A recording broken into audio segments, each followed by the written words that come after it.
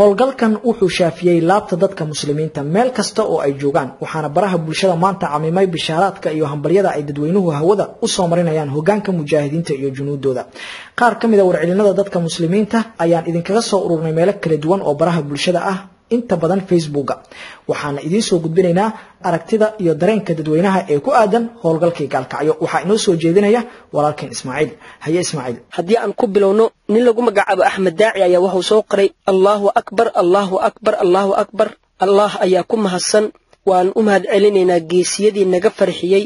abaalkoodana Allah ka dhigo jannatul firdaws al-a'la sidoo kale qof magaciisa ku sheegay Cabdicasiis Aadan ayaa wuxuu soo qoray waxaan maqli jiray gabadhaasi gawaari qurux badan ayaa lagu galbiyay laakiin maanta mujrimkii weynaa gawaari qaraxyo ah baa jahannamo loogu galbiyay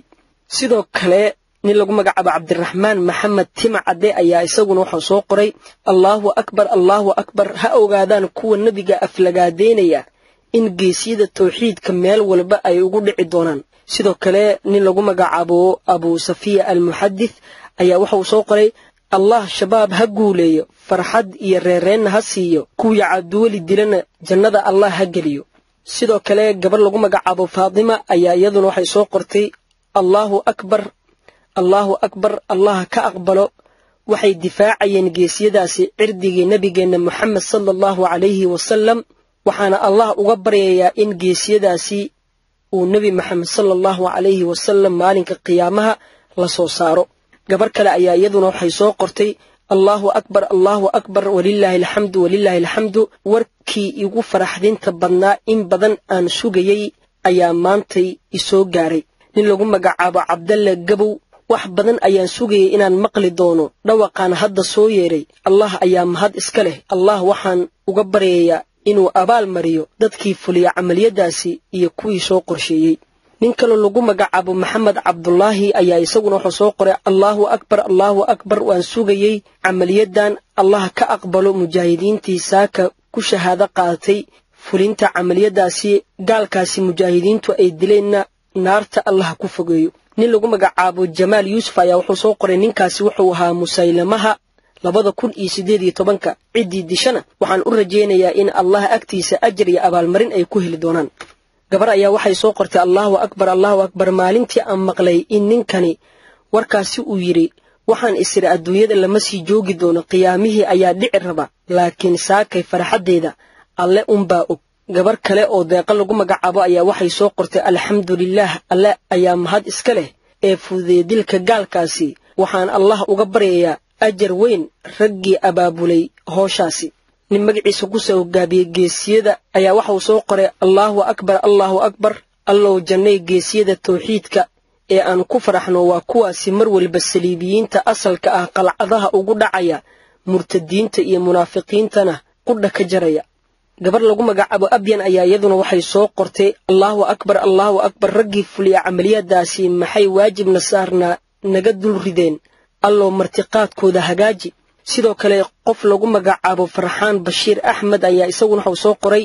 nacladii Allah ku dhacdo gaalkii lagu dilay magaalada Gaalkacyo aad ayaan ugu faraxsanahay inuu baqtiyo gaalkaasi sidoo kale Cabdiraxmaan Maxamed Timcade ayaa wuxuu soo qoray Allahu akbar kuwa ku hoolan aflagaadeynta nabigeena sallallahu alayhi wasallam waxaan leenahay geesiyada tawxiidka ayaa meel walba ay joogtaan idinkugu imaan doono sidoo kale gabar lagu magacaabo Asma ayaa waxay soo qortay Allahu akbar mujaahidiinta aad ay ugu mahadsan yihiin waxaan leeyahay dagaalka aad kula jirtaan gaalada iyo munaafiqiinta iyo murtadiinta sii wada waxaan leeyahay ummadda muslimiinta maanta waxaan ku tashanayno waa mujaahidiinta la'aantoodna waxba nooma hagaagayaan tan kale waxaan ku faraxsanahay in la dilo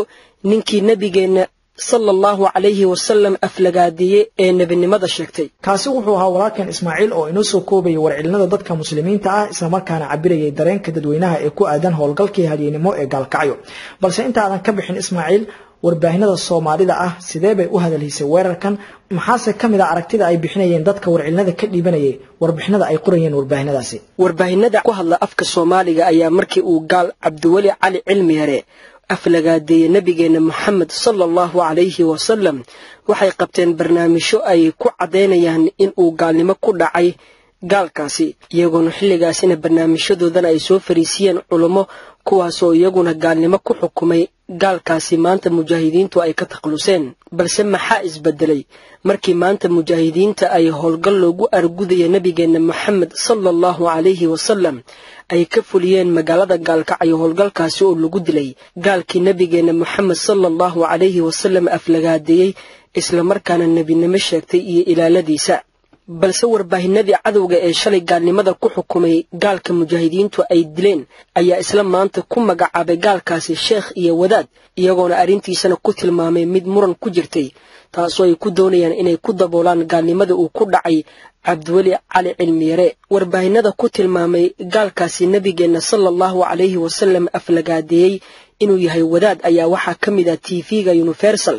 ee afka Soomaaliga ku hadla kaasi oo hore u aflagaadeeyay nabigeenna sallallahu alayhi wasallam iyo idaacadda ay leedahay dawladda Siliibiyada Ingiriiska. haddaba wararka ay qoreen warbaahinadaasi cadowga ah ayaa waxaa si weyn u weeraray dadka muslimiinta Soomaaliyeed kuwaasoo kommentiyo ka dhiibtay wararkii ay qoreen warbaahinadaasi. haddaba halkani waxaan idinkugu soo gudbinaynaa kommentiyada dadka iyo sida ay ugu farxeen howlgalka mujaahidiintu ay kaga takhaluseen gaalkaasi iyo ilaaladiisii. haddaan ka horeyno kommentiyadaasi, qof magaciisa ku soo gaabiyo hooyo ayaa waxa ay soo qortay mujaahidiinta islaamka waan ugu hambalyeeynaya inay gacan bir ah wax kaga qabteen fasahaadkii uu diinta ku hayay ninkaasi nabinimada sheegtay. sidoo kale qof magaciisa ku soo gaabiyay Shaafic Cabdiraxmaan ayaa waxa uu soo qoray waa arin lagu farxo shabaabna shaqo weyn ayay qabteen oo dawladdu ay qaban weysay wax waliba diinta ayaa laga hormarinayaa dawladdu diin meesha kuma hayso. qof magaciisa ku soo gaabiyay Cabdicasiis Xasan ayaa soo qoray shabaab shaqo ay dawladdu qaban weyda ayay qabteen dadkuna way ku faraxsan yihiin dawladdu diinta uma gargaarto ee qabiil ayay u gargaartaa. qof magaciisa ku soo gaabiyay Cabdiraxmaan Maxamed ayaa isaguna soo qoray waad mahadsantihiin shabaabow shaqadii ugu fiicneed ayaad qabateen geedka jiridda ayaa laga gooyaa kan ummadda fasahaadka ku haya sidaasoo kale u dila.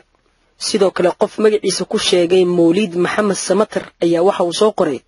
run ahaantii aad iyo aad ayaan u soo dhaweynayaa weerarkii shabaab ay ku dileen ninkii sheegtay nabinimada iyo kooxdiisii hore ayay shabaab ugu digeen inay qoorta u dheerayn doonaan sheedaankaasi nabinimada sheegtay ee aflagaadeeyay nabigeenna Muhammad sallallahu alayhi wasallam. qof kale oo magaciisa ku sheegay Naaji Mire Maxamed ayaa waxa uu soo qoray cid waliba oo aflagaadeysa nabigeenna sallallahu alayhi wasallam wadadaasi ayay mari doontaa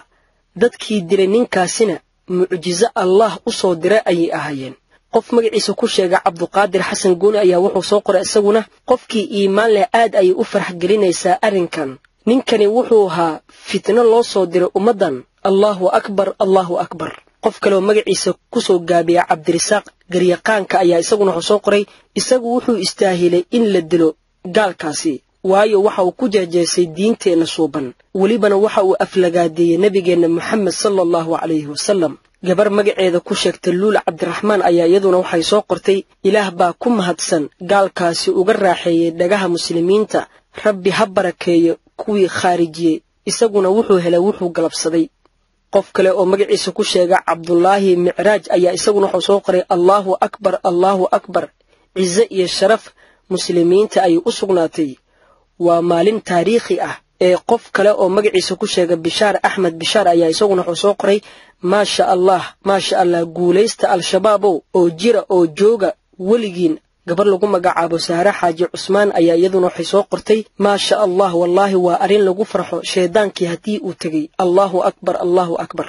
qof magaciisa ku sheega Cabdiraxmaan Xasan Cusmaan ayaa isaguna wuxuu soo qoray waa warkii ugu faraxdinta badnaa ee saakay aanu maqlo Allah ayaa ku mahadsan. dadkaasina waxay ahaayeen dadkii kommentiyada ka soo dhiibtay warbixinadii ay maanta qoreen warbaahinada cadowga ah kuwaasoo ay ka qoreen howlgalkii mujaahidiintu ay ku khaarijiyeen ninkii nabinimada sheegtay howlgalkaasoo maanta ka dhacay magaalada Gaalkacyo.